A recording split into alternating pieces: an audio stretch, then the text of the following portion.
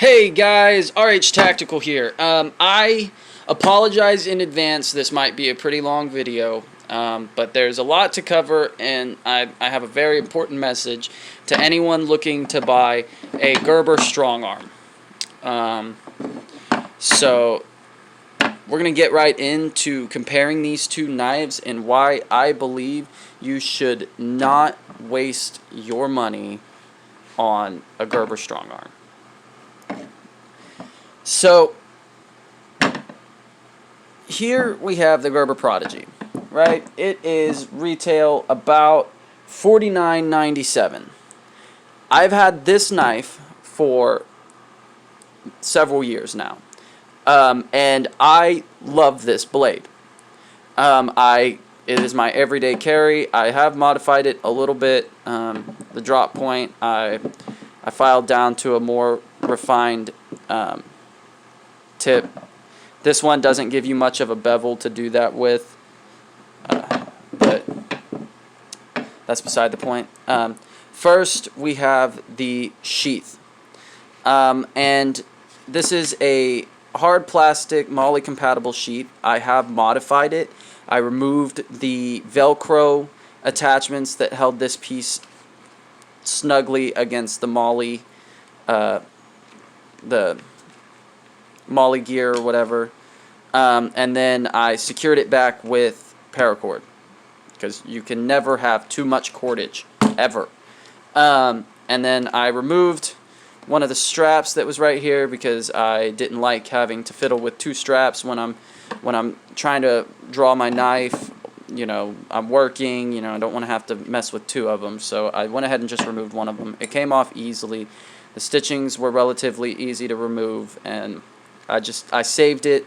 I didn't save the Velcro straps, even though in hindsight they probably would also come in handy. But yeah, this knife is 9.75 inches in total length, and the blade is 4.75 inches.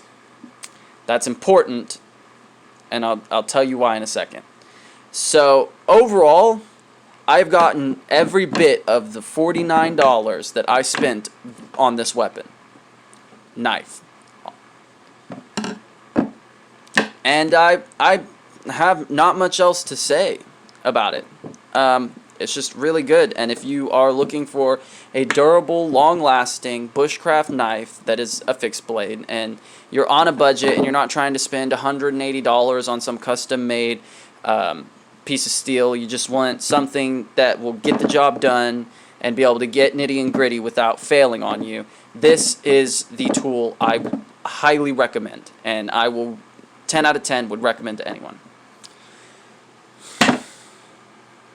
This right here was a disappointment. This knife retails about $70. I had it custom etched, so that adds another $10. So in total I paid $8. There was also almost $17 in taxes, and shipping was $7. So in total, I paid $102 for this blade, give or take. Sorry, mental math's not good. I don't have numbers written down next to me. Feel free to correct me in the comments. So this knife comes in at 9.8 inches in full length, and the blade comes in at 4.8 inches. So first off, the size difference, 0.05 between the two blades here. Personally, that's just whatever. Handle composition. Both use a glass-filled nylon and rubber coating to make their handles.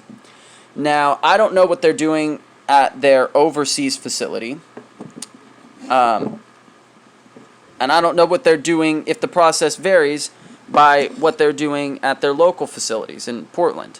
But whatever procedure they use to bond this handle with is less durable than the material and the process used to bond this handle.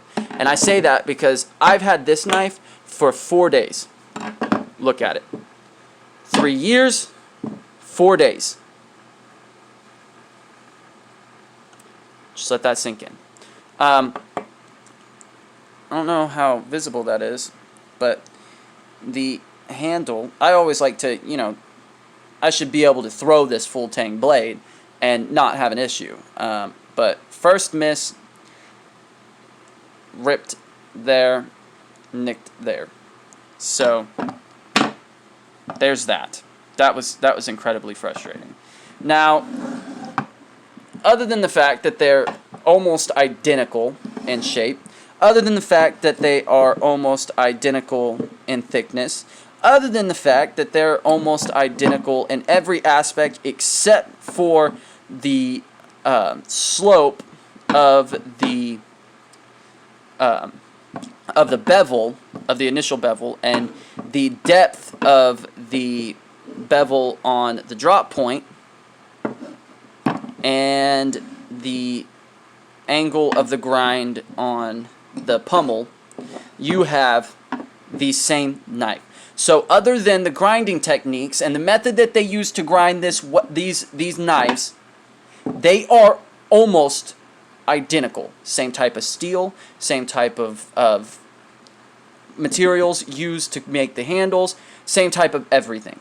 These two blades are almost the same type. And if you want to get into intricate, minute details, I'm sure there's somebody a knife expert in the comments who can set me straight on why this knife deserves to be almost $21 more expensive than this one. And some can say, well, what about the sheaths? The sheaths play a big part. Okay, let's look at the sheaths real quick. So this is the strong arm sheath. Right, I have a fascination with cordage, I'm sorry. This is their MOLLE compatible sheath that comes with a removable top to sort of cleanly carry. I like this sheath a lot. However, I do not like how they did this. I saw a video and there was a guy who was saying that this is more durable than the other one.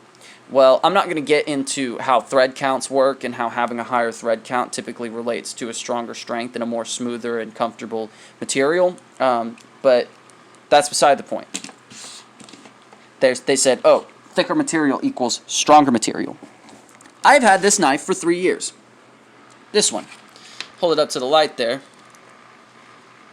There's a couple of frays on the ends. Couple of frays. And I mean, I've carried this thing miles and miles and miles. My daughter added a little bit of art there. I don't know if you can see it with some crayon. But yeah, other than some stitching that's frayed off that I could burn out with a lighter, this I've had no issues with, no failures. This has been dependable, durable, and awesome. The button right there has begun to come out. Same with down there. I don't know how clearly you can see that. There you go.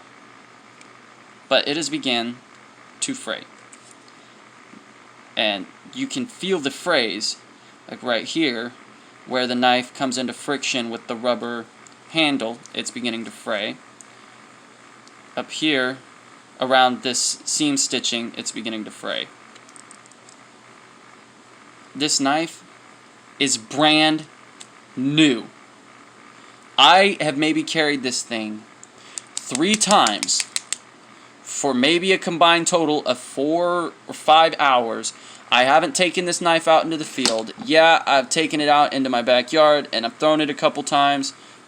But other than that, this knife has seen nowhere near as much life and action as my Gerber Prodigy.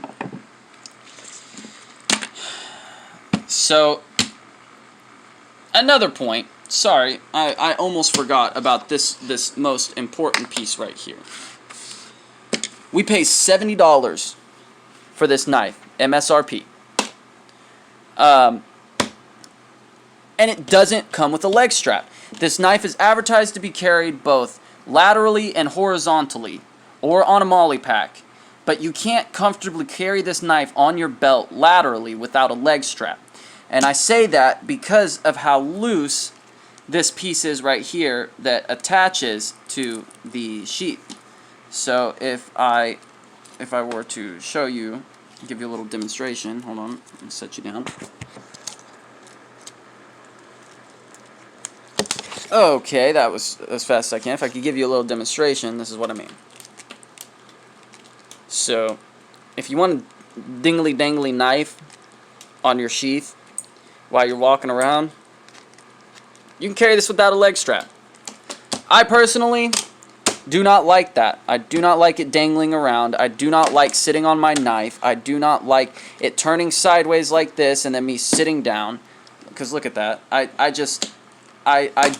frankly don't like not having a leg strap. So, luckily, the good old Prodigy over here came with a leg strap that I can feed through. Like, it gives you a spot for the leg straps, right there and right there. And I feed it through, and I just wear it like that. Easy peasy simple. Now, if you want my opinion, and again, this is my opinion, this video is not sponsored, so I have nothing to gain from telling you this. If I were to do this again, I would not buy this knife. I would not have bought this.